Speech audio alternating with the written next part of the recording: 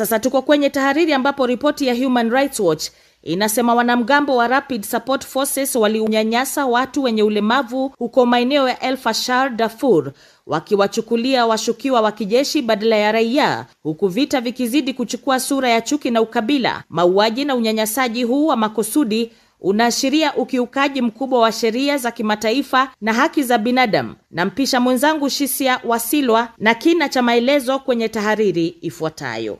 Ripoti ya hivi karibuni ya Human Rights Watch kuhusu kile kilichotokea El Fasher, mji mkuu wa North Darfur, ni ushahidi mwingine wa jinsi vita vya Sudan vinavyozidi kupoteza hata chembe cha ubinadamu.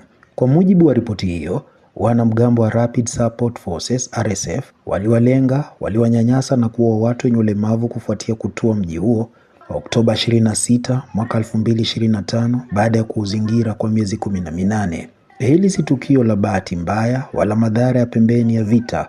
Huu ni ukatili wa maksudi, ni jinai iliyochaguliwa.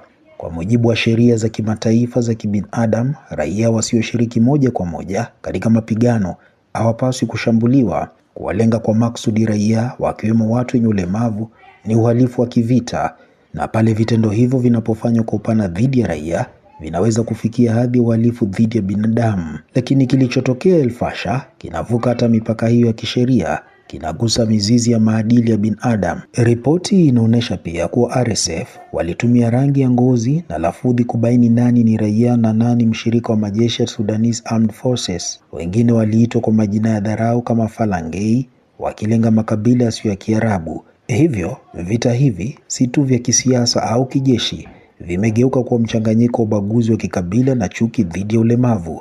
Swali kubwa ni hili: je, dunia itaendelea kutizama? Ripoti ya Human Rights Watch inatoa wito kwa Baraza la Usalama la Umoja wa Mataifa kuchukua hatua za haraka, ikiwa ni pamoja na kuwekea vikwazo viongozi wa RSF na kushinikiza nchi zinazounga mkono, hususan Falme za Kiarabu, kusitisha msaada wao. Pia inapendekeza kupelekwa kwa ujumbe wa kiraia wa kulinda raia kwa ushirikiano na Umoja wa Afrika. Ikiwa dunia itashindwa kulinda walio dhaifu zaidi katika wakati wao wa udhaifu, basi si tu Sudan itakayokuwa imeanguka, bali pia maadili ya ubinadamu wetu.